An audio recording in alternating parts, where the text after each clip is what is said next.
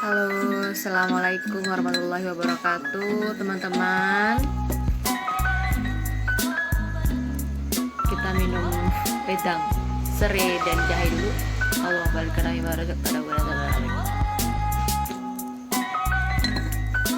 nggak terlalu manis, tapi ini menyehatkan.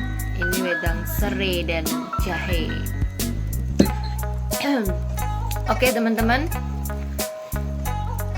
Pada malam hari ini, seperti yang sudah saya infokan di Instagram, di Facebook, juga status WA saya, bahwa malam hari ini kita mau ngobrol, mau wedangan bareng Mas Arif, teman saya yang bertugas di BPBD Kota Yogyakarta.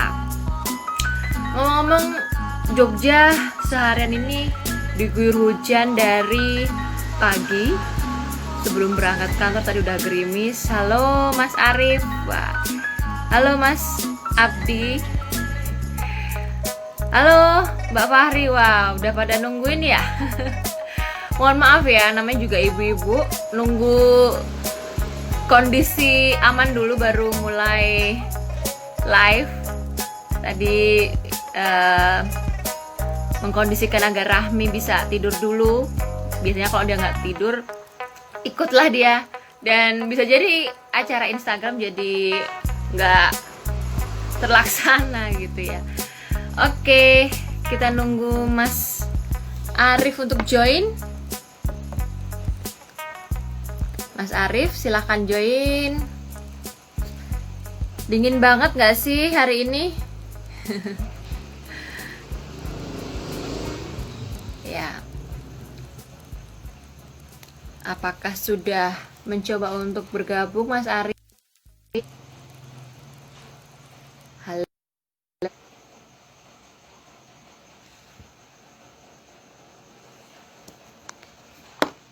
Sudah belum ya? Belum ada notifikasi. Tidak ada notifikasi dari permintaan Mas Arif nih di sini. Biasanya meminta dulu kan untuk bergabung begitu, kemudian saya terima gitu. Ini belum ada. Apakah Mas Arif sudah mencoba untuk bergabung? Sambil minum ya teman-teman ya.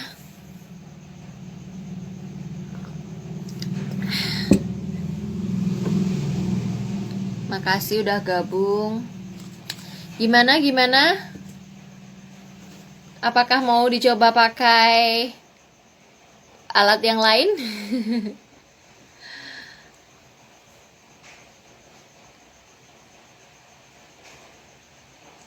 Oke. Belum bergabung. Biasanya ada permintaan gitu, Mas. Permintaan. Ini dia. Oh, permintaan. Oke. Sudah ya Mbak ya? Alhamdulillah. Akhirnya. Suara saya gimana suara saya? Oh, mantap. Oke. Terdengar jelas. Ada kawan saya ini Mbak. Oh, gitu. Saya juga Siapa? Mas Fahri Nurrahimi. Oh, itu. Oke. Thank you Mas yang sudah bergabung. Suaraku gimana, Mas Arif? Cukup jelas. Oke, thank you. Oh. Oke, Mas Arif. Wah, maaf ya tadi nggak bisa on time jam 8. Karena mengingat sebagai emak-emak nih harus mengkondisikan banyak hal nih. Mas Arif posisi di mana nih, Mas Arif? Sedikit cerita ya Mbak. Kebetulan tadi rapid di kantor. Oh. Jam 10. Kemudian Rapid itu yang nanya. Rapid itu yang diambil darahnya di tangan atau yang Ya pokoknya yang diambil darahnya, kemudian hasilnya jam 2:30 baru dikasih tahu hasilnya saya reaktif. Hmm. Jadi ini Serius? ya saya terus isolasi mandiri ini di kamar sendirian. Anak Oh istri gitu. langsung diungsikan di rumah mertua. Jadi saya Hmm.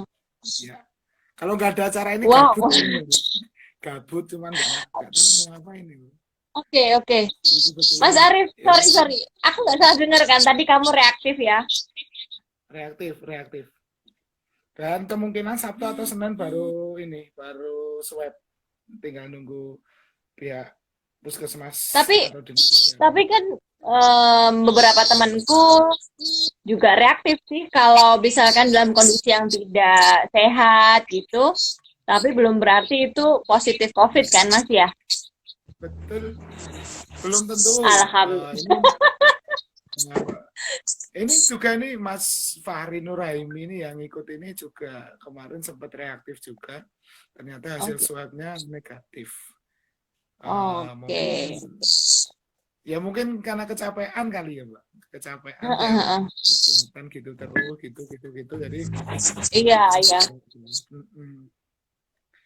Mas ya Arif, sudah. aktivitas langsung aja deh. Teman-teman yang nanti juga akan bergabung di YouTube ya, kan aku mau share juga ini di YouTube.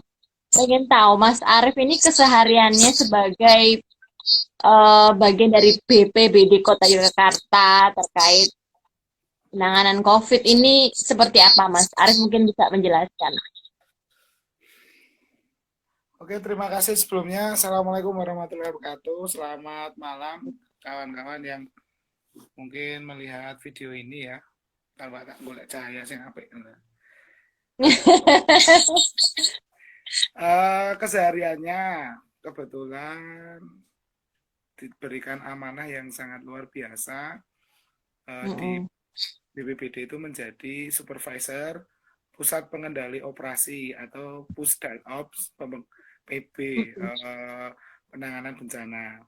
penanggulangan bencana di kota Yogyakarta. Jadi kesehariannya itu sebenarnya kalau Pusdalop itu lebih ke data dan informasi serta pergerakan kawan-kawan ketika penanganan kebencanaan sebenarnya. Cuman masalahnya di kota itu karena ya kekurangan personil juga ya Mbak. Jadi personilnya itu memang sangat terbatas sehingga kawan-kawan yang ada di Pusdalop itu yang seharusnya cuma duduk di kantor yang diperhatikan adalah kaca, diperhatikan itu adalah monitor komputer, kemudian radio komunikasi dan sebagainya.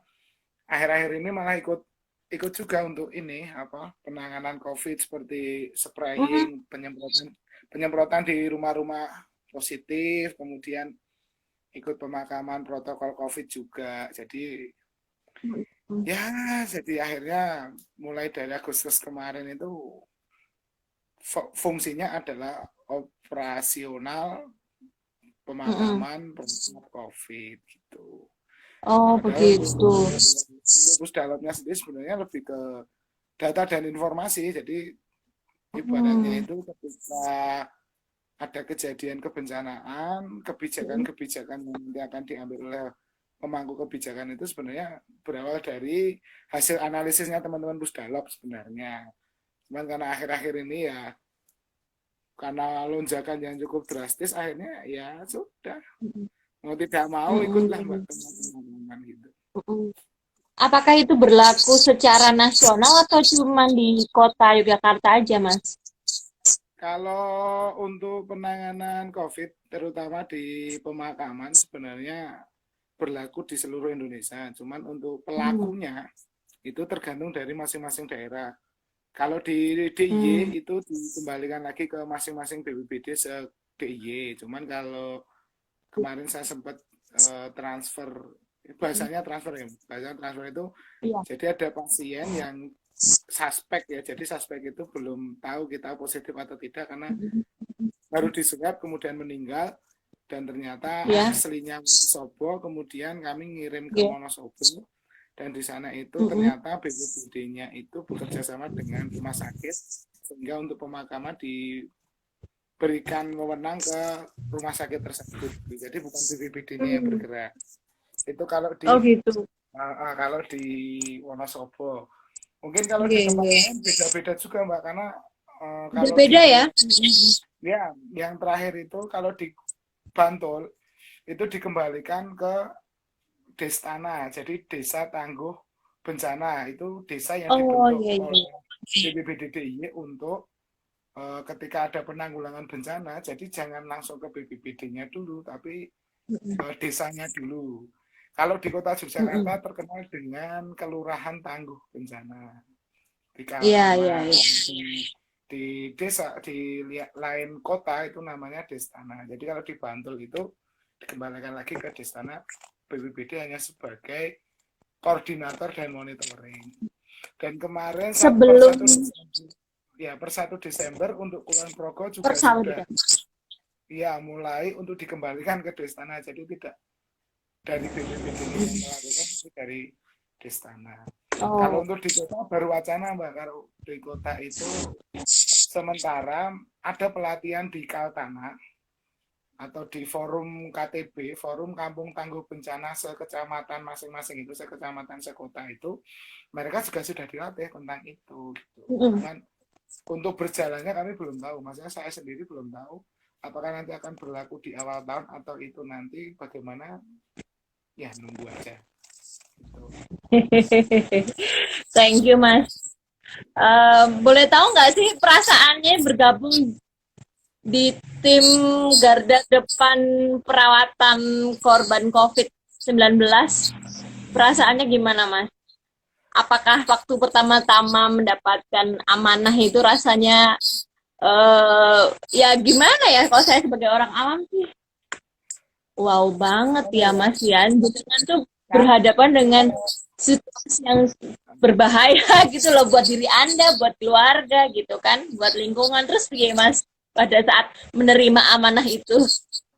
kalau saya pribadi sebenarnya gimana ya Mbak? Antara ya bisa dikatakan takut dan tidak ya. Bisa dikatakan ya takut, bisa dikatakan ya sebenarnya tidak takut juga gitu. Tapi Mm-mm. ketika kami memang diamanahi seperti itu, kemudian memang harus melakukan seperti itu, mau tidak mau, akhirnya Mm-mm. perasaan saya itu mengatakan orang aku sama meneh gitu. Gitu ya. Nah, jadi kalau dikatakan takut ya sebenarnya takut juga gitu. Karena beberapa kali kami melakukan pemakaman itu, saya itu baru 9 kali. Teman-teman itu ada yang 9 kali. ya 9 kali melakukan pemakaman protap COVID. Nah itu saya, yang lain itu ada yang sudah 15 kali, ada yang 14 kali, kan karena jadwal kan. Kalau dulu kan, kenapa saya dari Pusdalop itu tidak dilibatkan karena waktu itu masih aman, maksud dalam arti aman itu mungkin 1 hari 2 hari satu pemakaman, 1 hari 2 hari 3 hari satu pemakaman. Jadi untuk istirahatnya teman-teman itu cukup gitu. Akhir-akhir ini yang menjadikan tidak cukup, kadang 1 hari ada 5 pemakaman, 1 hari 2 hari 5 7 pemakaman. pemakaman. Ya, jadi mau tidak mau ya harus terjun. Kalau enggak kasihan teman-teman juga, karena pemakaman itu waktu istirahatnya itu hanya 2 kali 24 jam. Normalnya itu 2 kali 24 jam, tidak boleh melakukan pemakaman protap dan tidak boleh melakukan penyemprotan atau spraying atau dekontaminasi di tempat-tempat yang terpapar. Tapi karena memang kondisinya seperti ini, akhirnya tidak jadi 2 kali 24 jam, jadi hanya 1 kali 24 jam. Jadi bisa jadi Ya Allah. selama 1 minggu berangkat 3 kali itu bisa jadi. Karena Hmm. peningkatan yang sangat luar biasa, Mbak. Naiknya Iya gitu. betul betul. Gitu. Karena ya mau tidak mau akhirnya kembali lagi ke mau tidak mau, berhubung saya juga bekerja di instansi ini, dan akhirnya ya sudah Iya dibasahkan sekali aja gitu. betul betul betul. Tapi gimana Mas Aref, menurut Mas Aref nih? kondisinya ini eh, masih bisa dikontrol nggak sih sebetulnya masyarakat kita ini? Ya, Atau kalau bagaimana? saya 50 enggak, 50-50 mengatakan seperti itu karena pada dasarnya memang ada beberapa masyarakat yang masih sadar tentang bahayanya. Tapi ada beberapa masyarakat juga yang yang mungkin ya, mungkin ya wis lah gitu loh. Jadi ya karena kita memang seperti ini ya harus mau tidak mau harus berteman dengan virus ini ya mau tidak mau akhirnya ya sudah. Yang penting kan sebenarnya protokol kesehatan itu dijalankan dengan baik. Itu saya rasa kalau kita mau beraktivitas di luar pun nggak masalah. Yang penting memang harus protokol kesehatan itu dilakukan secara ketat. Kalau nggak ketat ya sama Mm-mm. aja, Mas. Kan Iya, sekarang tuh iya. banyak yang mulai tidak sadar dengan perilakunya untuk ya sudah 4M ya kalau dikatakan di Pemkot itu 4M juga tidak dijalankan lagi. Mungkin nggak pakai masker, bisa jadi main kono kok gitu kan, tapi nggak pakai masker. Bisa jadi nggak cuci tangan itu kan, karena Iya. kebiasaannya juga seperti itu. Ya Mm-mm. gimana? Karena masyarakat kita itu memang mungkin ada yang bisa percaya dengan COVID, bisa juga dia tidak percaya dengan adanya COVID. Gitu. Iya. Itu Wah, ini hujannya deres nih, Mas Arif. Di tempatku nih lumayan agak apa sedikit ya bikin suara Mas Arif tuh sayup-sayup sampai gitu. Tapi nggak apa-apa, kita coba ya untuk melanjutkan perbincangan. Baik, teman-teman yang sudah bergabung, terima kasih Ibu Bapak sekalian. Jadi Mas Arif ini adalah teman saya yang bergabung di BPBD Kota Yogyakarta yang kebetulan tadi siang beliau rapid test, mungkin reguler ya Mas ya, rapid testnya memang apa namanya biasa ya, itu memang rutin dilakukan ya. ya karena kami gini Mbak, karena kami kan bersinggungan langsung dengan pasien ya, Mm-mm. bisa Betul pasien betul. positif dan walaupun itu sudah Mm-mm. meninggal atau belum, karena kan Iya. setiap hari kan mesti teman-teman juga melakukan itu kan, mau tidak mau kan Mm-mm. harus melakukan itu dulu gitu untuk sebagai Iya. sarana screening. Walaupun Mm-mm. ada yang mengatakan rapid test itu tidak berguna, ada yang mengatakan rapid test itu juga bagus untuk screening dan sebagainya. Bagi saya adalah ketika saya di rapid dan reaktif itu berarti saya memang harus untuk istirahat, persiapan swab, Mm-mm. mudah-mudahan seperti itu yang negatif gitu. Amin Seandainya amin apa amin. tidak apa, berarti kan Iya. saya ini memang namanya manusia nggak ada toh Mbak yang kebal dengan virus, itu nggak ada.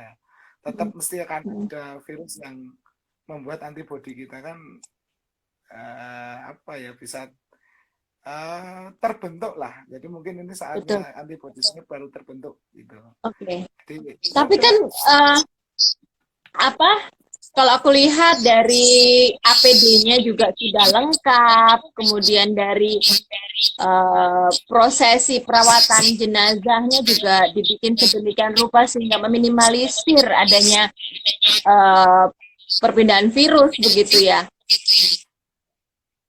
Eh, Kalau Mas Arif sendiri rasakan di lapangan itu gimana Mas? Kemungkinannya bagaimana nih untuk bisa ketularan misalnya? Uh, Masih rawan ya Mas seben- ya? ya sebenarnya kalau kita berbicara tentang pengamanan diri ya, tentang APD dan lain sebagainya, bagi saya di kami, saya bisa mengatakan insya Allah 90% aman, 90% aman Aman.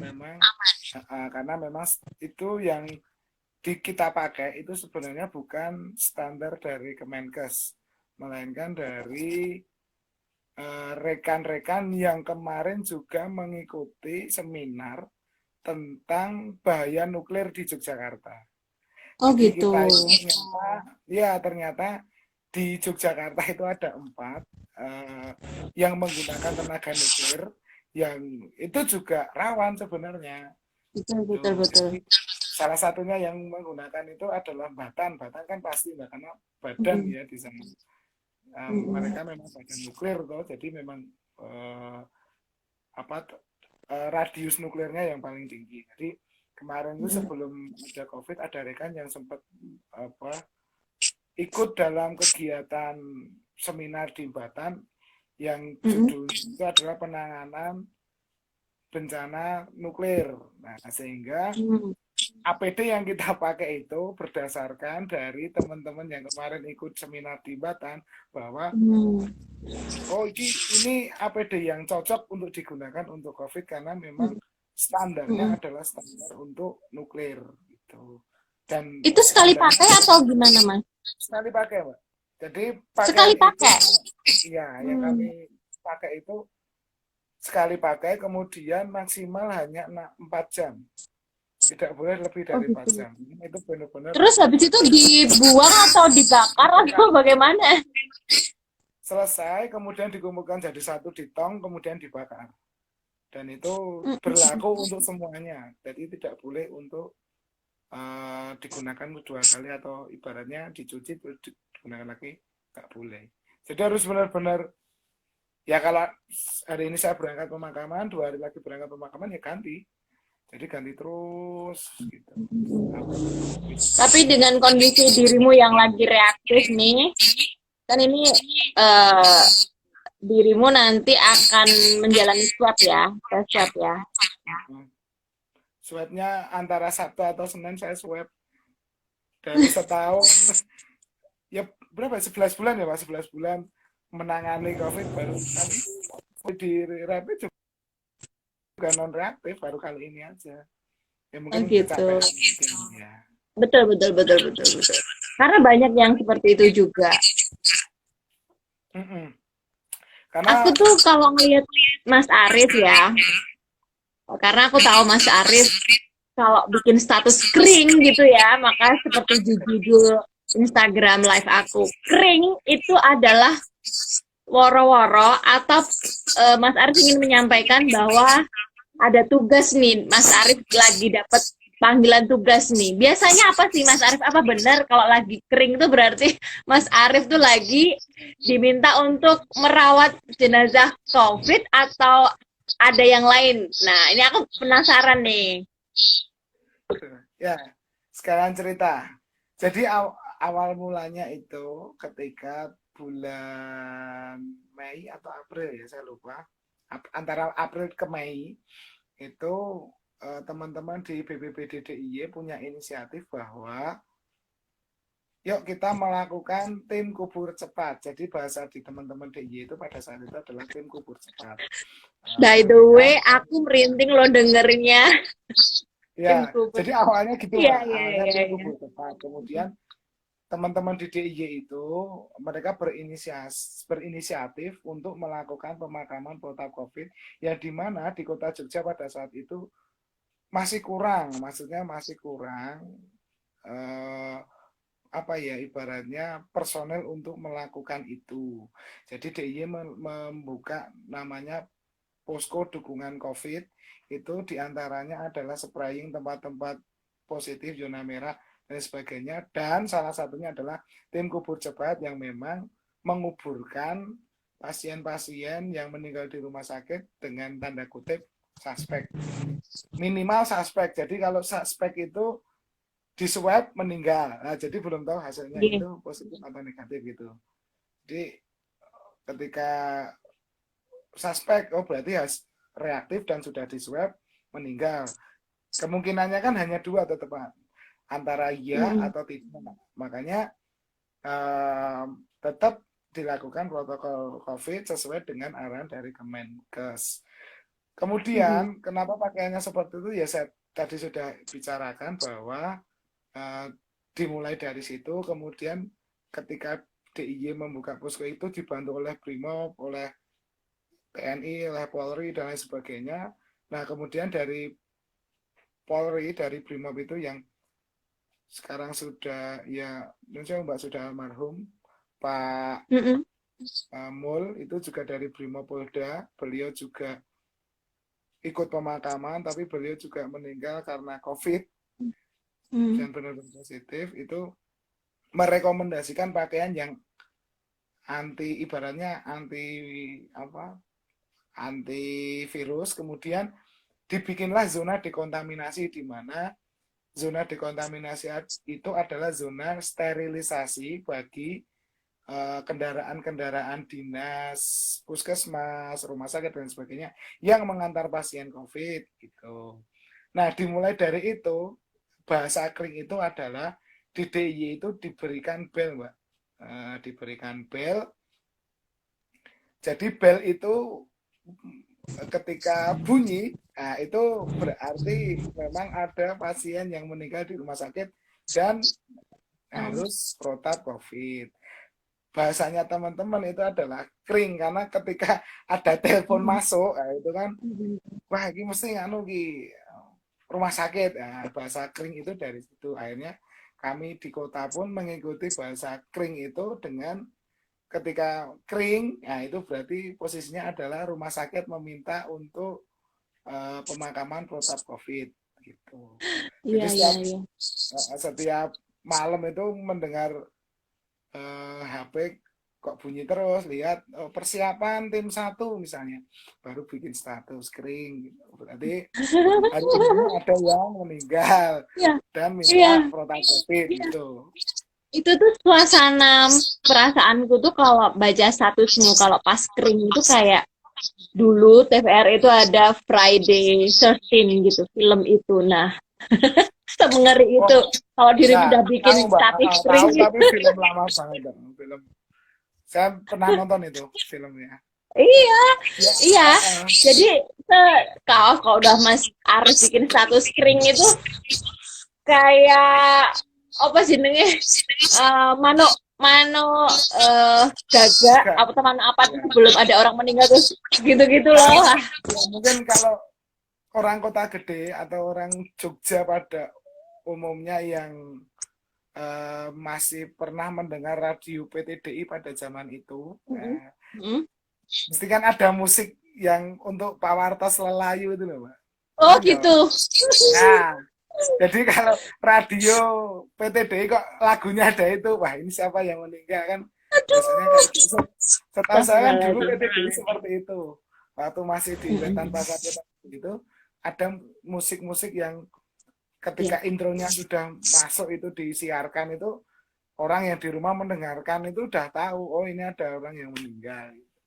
Itu Iya, sama iya, iya. ketika kami bikin status kering itu, bahwa menandakan ternyata rumah sakit pun banyak yang meminta untuk eh, pemakaman protokol COVID gitu.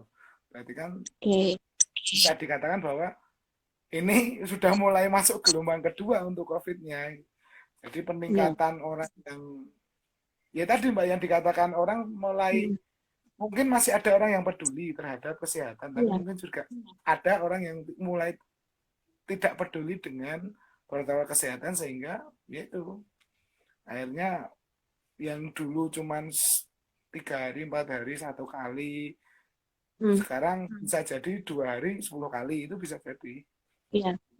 Teman saya aja nih Mas Arief mau sedikit cerita ya. Itu sudah betul-betul melaksanakan protokol kesehatan.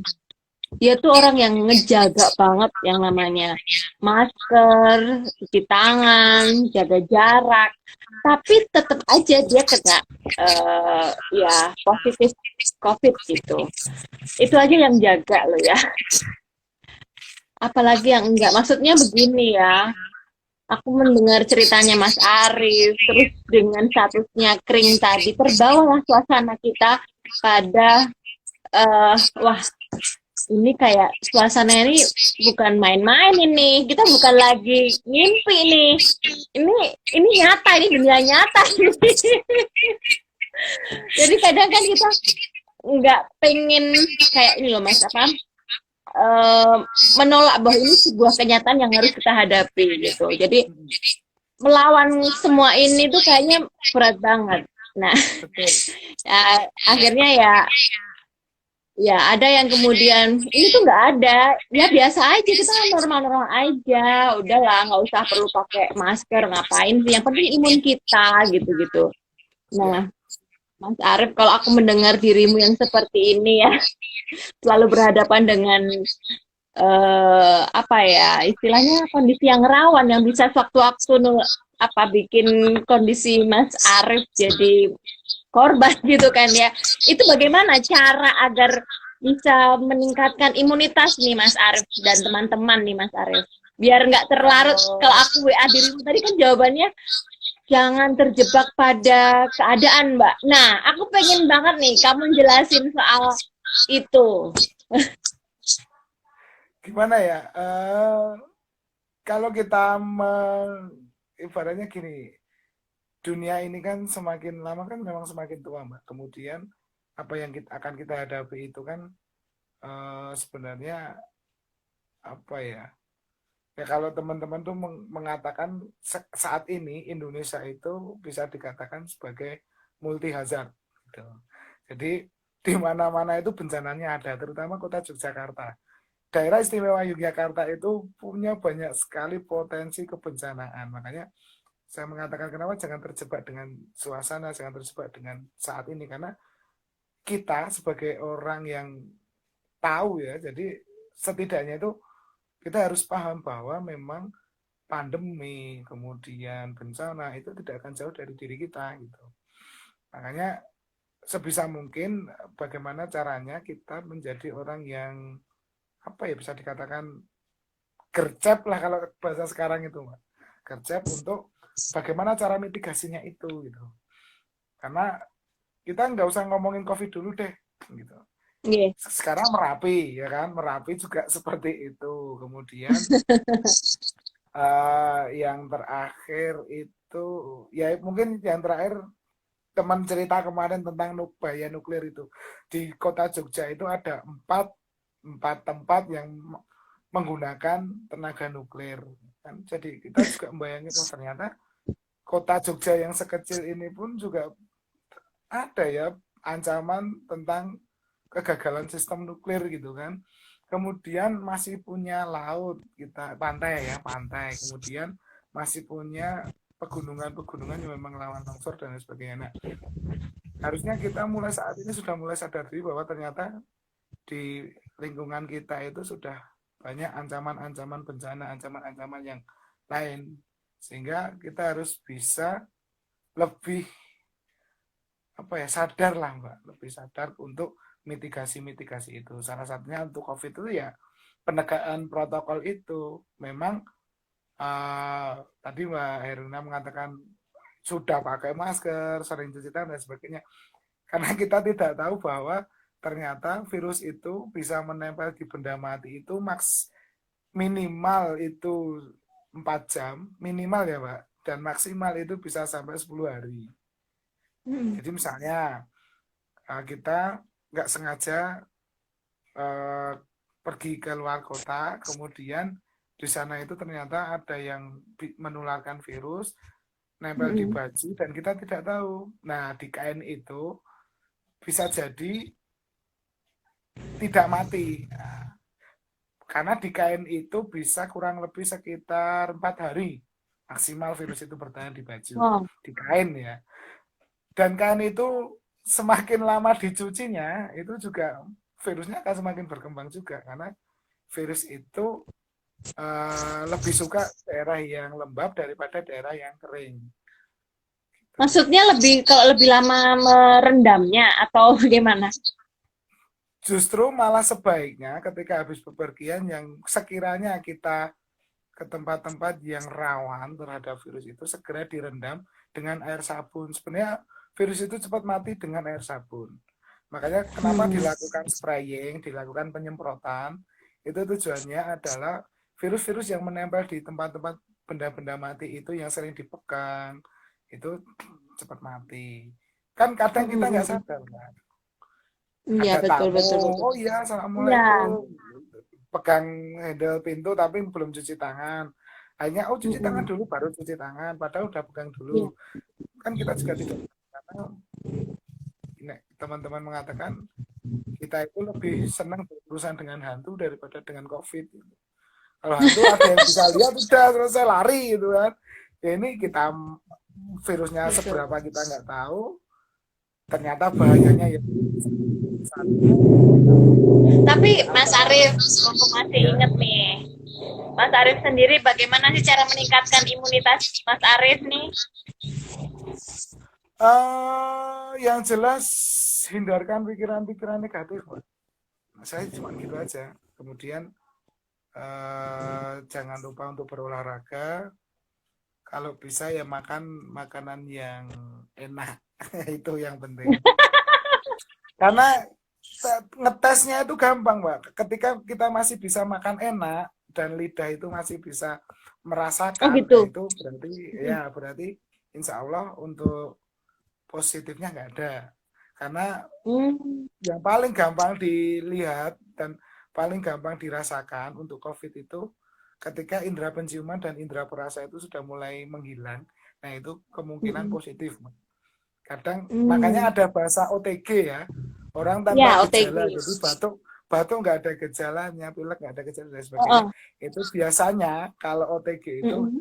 indera penciuman atau indera Oh gitu. perasanya yang hilang. Nah, Oh makanya gitu. kenapa harus Gitu. makan enak, karena ketika makan enak itu kadang kan hati juga seneng, wah mak enak gitu. Nah itu yang Itu menimbulkan karena Mas Arif pikiran-pikiran suka yang makan ya. kalau saya gitu Mbak, karena gimana ya, kadang kan juga stres juga lihat setiap Iya. hari Tapi dirimu kelihatan informasi. lebih kurus loh dari biasanya. Masa toh, ya Allah, terus Mm-mm. enggak ya Mbak, naik Apa? aku naik 2 kilo ya, Oh naik gitu. 2 kilo. Oh, kelihatannya sih kalau pakai baju APD itu kan semuanya gede-gede semua kelihatannya Ya ya kalau udah pakai APD ya. karena ukuran APD itu yang paling kecil itu M. Nah, kalau baju M itu Gitu. APD itu seukuran Ya. L gitu. Jadi Mm-mm. kelihatan besar banget. Bisa Iya. pakai yang L itu cukup sebenarnya. Makanya mungkin kelihatan Oh, ramping. kirain tambah kurus mas gitu loh. Enggak, By the way enggak. tadi ada pertanyaan nih dari teman-teman. Boleh ya? Tadi ada Boleh, yang boleh, nanya boleh. gini, sebagai anggota BPBD itu apakah yang terutama mengurusi korban COVID nih ya, itu apakah ada semacam fasilitas yang diberikan oleh pemerintah, misalnya untuk melakukan tes COVID gitu untuk Mas sendiri dan keluarga, ada nggak sih? Kalau untuk keluarga enggak ada, Mbak. Sementara enggak ada. Mm-mm. Tapi kalau untuk petugas memang dari pemerintah, maksudnya dari pemerintah kota ya, itu memang sudah ditanggung. Jadi setiap 2 bulan sekali atau sebulan sekali ada rapid itu sudah ditanggung oleh pemerintah kota. Ketika nanti ada yang reaktif, kemudian swab, itu juga sudah ditanggung oleh pemerintah kota bagi kami yang petugas. Tapi kalau untuk yang Mm-mm. keluarga belum. Terus sementara Mm-mm. ini kalau istri dan anak itu ketika saya kemarin periksain di puskesmas itu Ya. selama masih warga kota itu akan dirapid juga. Mm-mm. Entah ya, maksudnya entah pada saat itu mungkin karena anak saya pas demam tinggi atau gimana terus dirapid saya juga nggak tahu. Tapi kemarin sempat dirapid juga di awal-awal itu, alhamdulillahnya non reaktif. Mm-mm. Kok dirapid saya juga kaget gitu. Tapi Mm-mm. khusus untuk ibu hamil ibu hamil itu kemungkinan besar setiap 3 bulan sekali akan dirapid kalau periksa di puskesmas khusus KTP kota. Karena memang Mm. untuk meminimalisir bahwa yang di dalam itu juga atau bayinya itu juga positif gitu. Mm-mm. Setahu saya Ada lagi nih mas, ya, pertanyaan dari para netizen. Ini netizen. kan pernah ada isu bahwa kok ada sebagian masyarakat tuh yang menstigma korban COVID. Jadi mereka tidak ingin mereka menolak begitu jenazah dikuburkan nih mas di wilayah mereka. Itu benar adanya. Terus benarkah itu terjadi di lingkungan masyarakat kita gitu? Terus pengalaman Mas Arif sendiri seperti apa sih? Kalau pengalaman saya itu nggak ada sih Mbak kalau warga yang Nggak menolak ada itu. ya? Nggak ada. Biasanya Nggak cuman ada. miskomunikasi. Jadi begini, yang Mm-mm. cerita yang mungkin ditanyakan itu memang terjadi. Itu apa namanya, keluarga pasien atau keluarga jenazah yang di apa namanya, di protap itu sudah menghubungi Mm-mm. juru kunci makam dan Mm-mm. sudah mulai digali. Ternyata juru kunci itu lupa untuk ngabari perangkat Oh desa. gitu. Jadi Mm-mm. miskomunikasinya di situ, bukan untuk Iya, iya. menolak, tapi ibu perangkat Mm-mm. desanya tiba-tiba loh kok ada protap COVID, saya Iya. tidak tahu gitu. Mungkin Ternyata di juru tempat kunci yang itu lain kali Mas Arif ya. ya, kalau mungkin di tempat lain seperti itu. Karena Ada cerita sempat seperti itu sempat Mbak? sempat beredar juga itu apa ya secara nasional ya, bukan di kota Ya, Yogyakarta gitu. Pernah pernah itu terjadi seperti itu. ya kalau ceritanya dari teman-teman itu seperti itu Mbak. Jadi miskomunikasi antara keluarga, juru kunci dan Mm-mm. perangkat desa setempat. Intinya cuman itu, bukan Mm-mm. menolak, cuman Iya, kok saya nggak iya, dikasih tahu ininya gitu. Karena iya. perangkat perangkat desa kan ketika diberitahu duluan kan dia bisa mengedukasi warganya gitu kan. Mungkin Mm-mm. karena itu sebenarnya yang jadi Iya, masalah. iya. Tapi selama ini saya juga Betul, betul. mengikuti pemakaman itu, cerita yang paling menyedihkan ya buat saya karena Mm-mm. ya ini tadi jam sebelum saya pulang, karena kan saya kebetulan masuk pagi, kemudian jam 1 teman-teman berangkat pemakaman untuk yang 100 kalinya Wow. KTP Kota Yogyakarta. Jadi penduduk Kota Yogyakarta itu ke 100 Iya, iya, iya. kalinya. Kemudian saya dikasih tahu reaktif, akhirnya saya pulang. Nah, dari 100 itu eh, 2 kali ada yang bayi, Mbak. Mm. 2 orang ada yang bayi dari 100 yang kami makamkan itu. Jadi Oke. ya memang mungkin ada keluarga yang mengira bahwa, jadi begini Mbak, kadang kan kalau di pemerintah kota itu memang sudah disiapkan 4 tempat untuk pemakaman dan itu milik dinas sosial sebenarnya. Dan dari Mm-mm. dinas sosial itu sudah mengiyakan kalau protap pemakaman, protap COVID boleh dimakamkan di makam dinas sosial.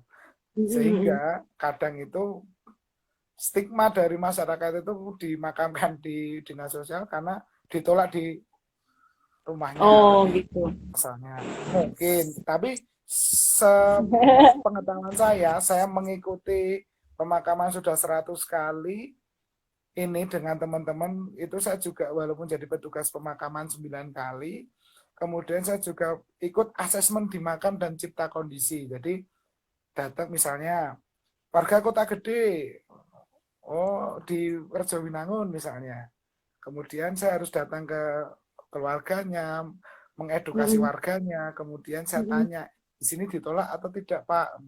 Insya Allah nggak Mm-mm. ditolak Mas, nanti kalau jenengan Mm-mm. juga edukasi warganya, saya edukasi warganya, saya berikan pengertian kepada warganya, Mm-mm. insya Allah biasanya seperti itu akan lancar. Jadi yaudah Mas, nggak apa-apa dimakamkan di rumah gitu.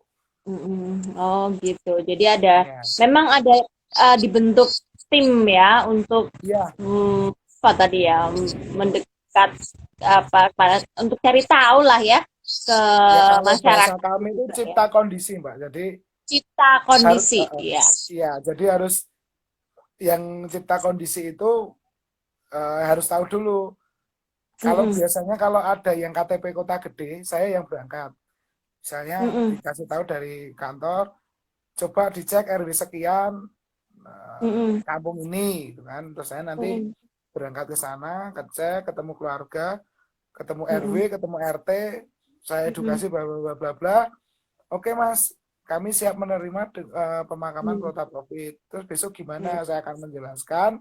Kemudian saya akan Mm-mm. pergi ke makam. Nah, pergi Iya. ke makam, saya edukasi dengan penggalinya. Pak, seperti ini, Mm-mm. seperti ini, seperti ini, ukuran lubang dan Mm-mm. sebagainya seperti ini. Sudah, mereka sudah tahu tugasnya.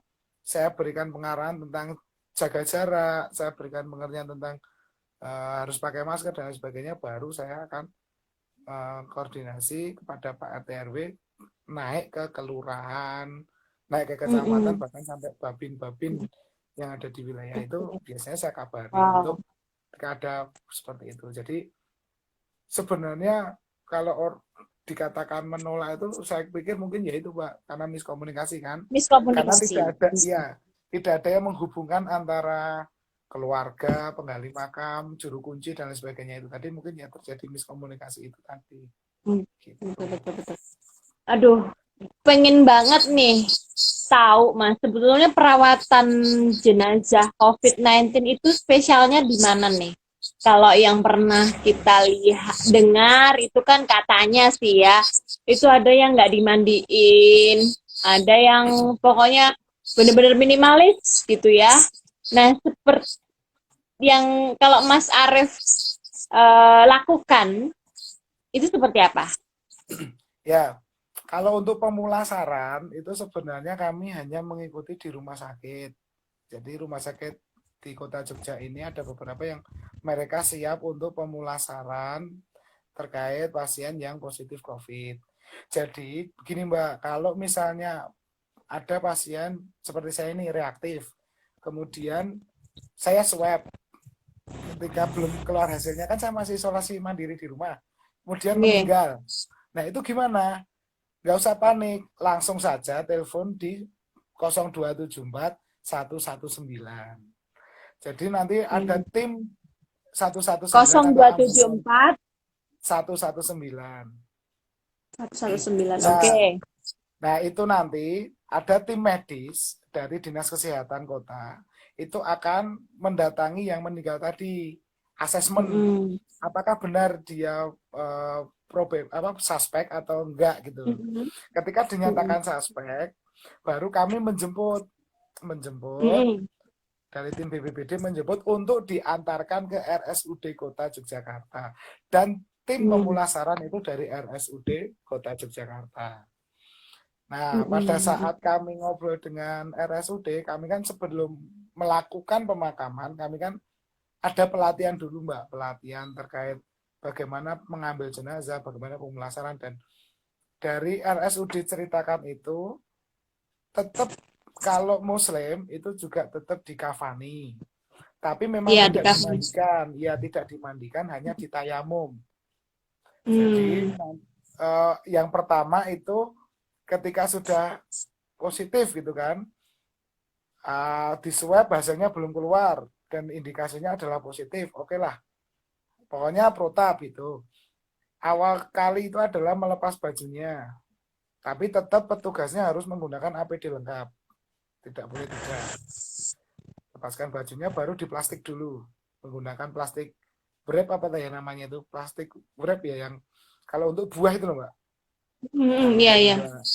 Nah itu sampai selesai baru ditayamum, kemudian dikafan, kemudian diplastik lagi, kemudian dimasukkan. Jadi nggak dimandiin ya? Kalau dari RSUD itu mengacunya malah dari MUI Mbak. MUI mengatakan bahwa sebisa mungkin dihindari kontak fisik, sehingga makanya terus diberikan tayamum. Takutnya adalah virus-virus itu masih ada di lubang-lubang yang kalau orang Muslim kan harus diwudu, hidungnya juga harus dibersihkan, telinga, mulut, kemudian sampai di lubang bawah itu kan. Takutnya ada cairan-cairan yang terkontaminasi COVID itu masih di sini dan dibersihkan, makanya ditayamumkan. Tuh. Kemudian nanti prosesnya itu masih di plastik itu sampai dimasukkan ke peti, dan petinya juga di plastik lagi. Jadi sampai bisa 3-4 kali plastik gitu, supaya virusnya tidak keluar. Dan kalau yang Muslim, beberapa rumah sakit itu sudah diposisikan menghadap kiblat, jadi sudah dimiringkan. Yang saya tahu seperti itu waktu saya pelatihan dengan RSUD Yogyakarta. Tapi disolatkan juga kan? Nah, di RSUD itu ini Mbak, yang diacu adalah MUI. Kemarin saya juga sempat ngobrol, sempat tanya tentang itu, dan dasarnya itu adalah ketika jenazah Muslim sudah ada yang mensolatkan, maka hukumnya adalah gugur bagi Muslim yang lain untuk mensolatkan. Sehingga ketika sudah dipulasarkan, biasanya dari pihak RSUD itu akan mensolatkan. walaupun cuma satu Oh orang. gitu ya. Yang penting Iya, adalah iya, iya. ketika sudah ada yang mensolatkan, maka gugur Betul, betul. kewajiban atau sunnah orang muslim lainnya untuk mensolatkan, sehingga Mm-mm. kondisi darurat dari rumah sakit ke makam itu tidak akan terhenti oleh uh, penyolatan jenazah. Walaupun memang nanti dari pihak keluarga kadang ada yang minta tetap jenazahnya disolatkan, oke, tidak masalah, tapi tetap harus menjaga protokol jarak minimal itu 10 meter dari mobil ambulan, sehingga Mm. kalau yang memang tempatnya sempit, ya itu tugasnya cipta kondisi itu untuk menjelaskan itu, Mbak. Sehingga Iya, ya. tidak terjadi hal-hal yang tidak diinginkan di lapangan gitu. Luar biasa Mas Arif, ya Allah. Luar biasa.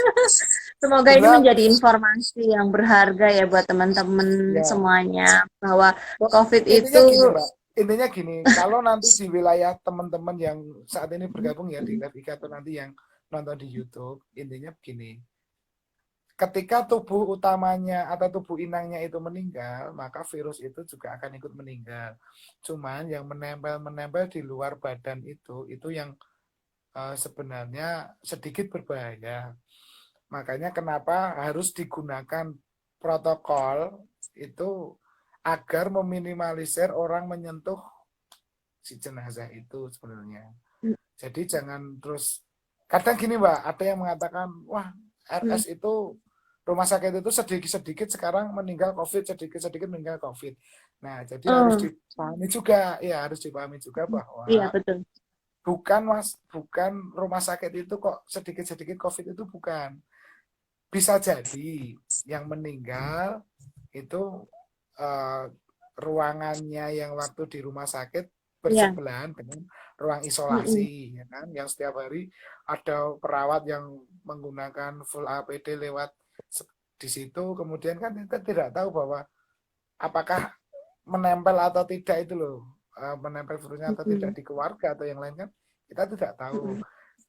Yang jelas ketika dinyatakan reaktif dan harus diswab, nah itu yang dikatakan harus protap COVID. Kalau rumah sakit di rapid kemudian non reaktif dan rumah sakit melaksanakan swab dan hasilnya negatif, biasanya rumah sakit akan menyerahkan sepenuhnya ke keluarga. Jadi begitu Mbak, jangan disalahkan terus rumah sakit sedikit-sedikit COVID juga sebenarnya. Kalau kami kan hanya petugas di telepon rumah sakit ya berangkat. Kalau soal itu yang susah di masyarakat loh Mbak, benar. Ketika menjelaskan seperti itu, kami yang paling susah sebenarnya. Karena itu kan sebenarnya kewenangan rumah sakit, bukan kewenangan kita untuk menjelaskan. Cuman ya wis lah, nggak apa-apa kita jelaskan pelan-pelan. Memang kadang juga harus ini Mas ya, kebal juga sih sama apa ya, omongan masyarakat yang kadang juga nggak benar gitu ya. Makanya sebenarnya ada beberapa kasus yang memang kita ditelepon dari rumah sakit. Ternyata perawatnya salah lihat, tulisannya non reaktif, lihatnya reaktif, itu juga pernah. Oh Mas nggak jadi, ternyata ini nyambung kok. Pernah. Ini nggak, mungkin karena perawat juga lelah toh Mbak, dengan kegiatannya sehari-hari seperti ini, terus menggunakan APD terus menerus dan segala macam kan juga mungkin lelah ya. Jadi mungkin bisa jadi informasi salah. Terus pernah juga, oh ini nggak jadi protap karena ternyata salah melihat antara non reaktif dan reaktif itu salah melihat. Oh akhirnya nggak jadi protap, itu juga pernah. Jadi rumah sakit oh ya wes gitu. Tapi yang positif itu yang sebenarnya yang belum tentu positif itu yang kadang kenapa dipositifkan itu kan bisa jadi kalau kami menyebutnya adalah komorbid, penyakit penyerta. Mungkin dia punya asma. Bisa jadi punya penyakit yang menular lainnya, kan kita nggak tahu. Kita nggak tahu. Gitu. Benar-benar kita nggak tahu ya. Di masa COVID ini memang ketidakpastian itu menjadi sesuatu hal yang sangat ya wajar gitu ya, sangat-sangat dekat dengan kita. Benar, kalau dikatakan kebiasaan baru itu betul Mbak. Jadi memang harus kita membiasakan hal-hal yang baru karena ada ini. Jadi mungkin sekarang orang menganggap mungkin 2 tahun lagi protokol COVID pemakaman itu akan menjadi hal yang biasa Biasa. kalau ada terjadi seperti ini lagi gitu. Karena kita kan setiap hari itu akhirnya dilihatkan dengan hal seperti itu kan. Cuman pada dasarnya bahwa jangan takut, intinya jangan takut. Kalau soal imun tubuh dijaga betul untuk imun tubuhnya. Yang jelas satu Mbak, jangan stres, intinya itu. Kalau udah stres ya udah. Makanya Iya. ya, mengapa kok banyak pasien positif itu yang bermula dari orang kantoran. Nah itu loh, satu AC terus duduk terus stres kerjaan terus, dan itu kan dilakukan tiap hari kan, putarannya seperti itu Mbak. Nah, jadi ya yang kantor-kantor itu termasuk saya ini juga harus ini sering-sering keluar refreshing. Betul Mas. Iya. Apa ya Mas ya? Soal COVID ini ya, itu banyak reaksi orang ya. Ada yang menganggap ini tuh adalah makhluk yang sangat jahat gitu ya. Tapi kalau saya berpikir ini kan ciptaan Allah gitu. Bahwa ciptaan Allah itu tentu ada maksud kenapa dia diciptakan. Gitu.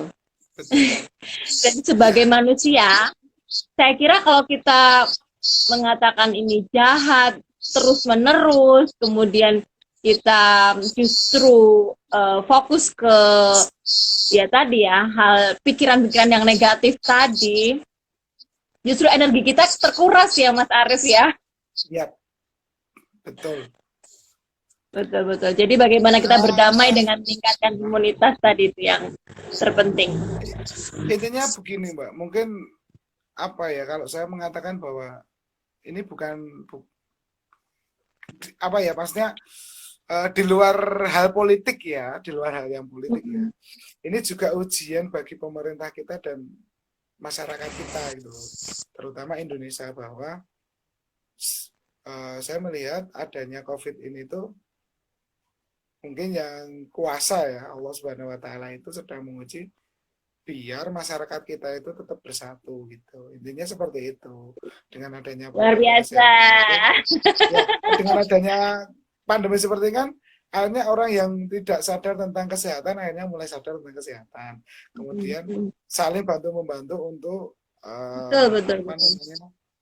kebaikan kesehatan. Kemudian harusnya sih gitu Mas Arif ya. Itu kemudian bagus banget, aku setuju ya, itu. makanya gini Mbak, kenapa saya mengatakan juga ini juga ujian buat pemerintah, biar juga pemerintah juga adil. Dalam arti begini, ketika menegakkan kebijakan itu juga adil, jangan pilih kasih, kan ini harus gitu juga gitu. Misalnya apa ya, bisa dikatakan kalau nggak pakai masker akan didenda, ya itu memang harus apa ya, bagi saya pelaku atau petugas itu ya harus dilaksanakan betul gitu loh. Saya juga kadang mangkel ya, kalau posisi mangkel banget itu. Kemarin yang terakhir kami memakamkan itu ada warga masyarakat nonton tanpa masker dan mendekati kita. Dan itu Pak polisi sudah saya kasih tahu juga ya, nggak cuma ditegur aja itu. Kalau misalnya denda itu dilakukan, ada denda tanpa menggunakan masker, ya bagus, cuman ya harus betul-betul dilihat gitu loh Mbak. Jangan cuma terus dikasih denda tapi tidak ada edukasinya, kan juga percuma. Betul. Kan edukasi. Iya, masker ternyata menjadi hal yang sangat penting. Penting banget Mbak. Karena untuk mencegah penularan itu kan memang dimulai dari masker sebenarnya. Kalau nggak pakai masker kan, ya kan kita nggak tahu imun kita bagus, di rumah ada nenek, ada ibu, ada anak yang masih kecil yang imunnya belum stabil, itu kan juga mikir harusnya ya, tapi nggak tahu kenapa kok banyak yang nggak mau pakai masker, itu kenapa, saya juga nggak tahu. Udah kampanye udah itu. Iya. Mas Arif, terima kasih banyak untuk ngobrolnya malam hari ini. Sama-sama, terima kasih sudah diundang di channel ini. Channel ini. Iya Jangan Mas, lupa insya Allah ini share. bermanfaat banget. Nanti kita share ke teman-teman untuk memberikan kesadaran bahwa COVID ini benar-benar ada loh, gitu. Ada, Dan betul-betul ada. Ini bukan banyak yang mengatakan sedikit Pak, banyak yang mengatakan COVID ini konspirasi. Bukan, kalau saya bukan. Tapi mungkin berjalannya adanya pandemi ini terus orang mengatakan konspirasi, saya juga mengatakan bisa jadi. Tapi COVID-nya itu tetap ada gitu loh. Dan Ya, adanya iya, COVID inilah yang bikin konspirasi kan gitu. Tapi di balik itu semua, yang jelas kita sebagai manusia itu yang bisa kita lakukan adalah mawas diri. Jadi mawas tetap diri. harus introspeksi diri juga bahwa saya sudah belum sih melaksanakan protokol kesehatan dengan baik. Kemudian di lingkungan saya itu apakah ada orang yang rentan atau tidak sih terhadap virus itu. Karena setahu saya virus itu kan menyerang yang lebih parah itu kan usia 45 tahun ke atas. Jadi lansia Bapak Ibu kita ya. Kita kan udah tua ya Mbak. Jadi Bapak Ibu kita dan juga punya Bapak Ibu yang udah tua. Jadi ya kadang takut juga kalau makanya ketika saya reaktif ini juga yang saya takutkan adalah memang kalau saya negatif alhamdulillah gitu kan. Tapi kalau saya negatif dan ternyata saya membawa virus ya Bapak Ibu saya kena kan juga. Nah itu yang harus dipikirkan teman-teman semuanya gitu loh. Jangan memikirkan diri sendiri tapi pikirkanlah lingkungan juga. Jadi penggunaan masker, cuci tangan, jaga jarak itu sebenarnya untuk melindungi orang-orang yang kita sayangi bukan kita gitu. Betul. Nah, kalau kita mau cuek ya nggak masalah gitu, nggak masalah. Kalau saya sama teman-teman sekarang bercandanya gini Mbak, silakan nggak pakai masker nggak apa-apa, besok kita jemput kok gitu. Nauzubillah min dzalik. Astagfirullahaladzim. Kita Bercanda kan ya Mas kalau ya. bercanda sama Tapi ucapan dan bercanda doa sama teman-teman dong. gitu. Ya puas no rasa nggo masker, sesuai tak petuk gitu. Jadi saking kita jengkel dengan orang-orang yang mungkin mereka tahu tapi pura-pura nggak tahu gitu loh Pak. Kalau mereka benar-benar nggak tahu betul dan perlu diedukasi, ayo gitu. Tapi kalau mereka tahu tapi pura-pura nggak tahu kan, ya susah juga. Dan Jadi juga ya, butuh ketegasan juga nih dari teman-teman semuanya yang memang yakin bahwa yang kita lakukan tuh bener loh. Pakai masker, betul. jaga jarak, cuci tangan. Kalau kita yakin sama apa yang kita lakukan, ya udah nggak apa-apa kita lakukan dan nggak apa-apa perlu kita sampaikan juga bahwa posisi kita tuh kayak gini gitu, nggak usah takut gitu kan Mas Arief ya. Betul. Dan jujur Mbak, maksudnya gini, ketika sudah mulai batuk pilek, panas dan lain sebagainya gejala-gejala COVID itu segera lapor ke Satgas, minimal lapor ke puskesmas tempat. Jujur aja lah pada diri kita, itu nggak usah ditutup-tutupin. Karena kadang sekarang itu juga merasa seperti itu terus udahlah ini COVID tapi kayaknya nggak apa-apa kok. Jangan nggak apa-apa, dirimu itu nggak apa-apa, yang lain itu loh. Maksudnya jangan mikirin dirimu sendiri, gitu. Mikirin orang yang lain, mikirin kami yang bertugas. Kalau kami dikatakan garda depan, sekarang kami garda belakang, Mbak. Garda belakang. Kan tinggal nyemplungin, tinggal belakang. Tinggal nyemplungin, Mas aku tuh takut ya sebetulnya ngobrol sama kamu. Ya, iya betul-betul, tapi aku udah lama banget sebetulnya merencanakan untuk ngobrol sama Mas Arief dan alhamdulillah malam ini bisa dipertemukan Allah. Nah itu tadi Mbak, mungkin dibalik sesuatu ya, dibalik sesuatu yang buruk itu ada hikmahnya. Berarti saya reaktif itu hikmahnya adalah untuk bisa ngobrol dengan teman-teman bahwa loh saya aja bisa reaktif loh. Itu saya pakai APD yang seperti itu bisa reaktif. Teman-teman yang nggak pakai APD itu gimana? Minimal masker jangan lupa. Oke. Mas Arief, kamu harus sehat ya. Wah, sehat terus Mbak. Saya seneng kok ini. Cuman mungkin karena kecapean aja. Iya. Pokoknya dijaga rasa senengnya, rasa happy-nya. Itu nular banget loh, nular ke kita-kita juga. Mas Arief yang selalu harus senang selalu, ceria gitu ya. Iya. Jalan kondisi apapun selalu, ya kan? Iya dong. Iya, thank you banget Mas Arif. Semoga Mas Arif diberi kesehatan. Ini insya Allah Amin, amin. ya kita berharapnya reaktif tuh biasa lah ya. Kalau Biasa. teman-teman kemarin di kantorku juga reaktif, tapi ternyata ya alhamdulillah nggak bukan COVID gitu ya. Ya, karena memang kalau Oke. reaktif itu mungkin bisa jadi virus baru tapi belum tentu COVID. Intinya gitu aja. Jadi nggak usah panik, nggak usah panik. Nggak usah panik, nggak usah panik. Iya, Pokoknya santai makan aja, oke ya santai. Mas. Iya. Mangan oke pokoknya. Sip, thank you. Pokoknya assalamualaikum warahmatullahi wabarakatuh. Terima kasih teman-teman yang udah gabung. Mas Arif, sehat semuanya. Dah.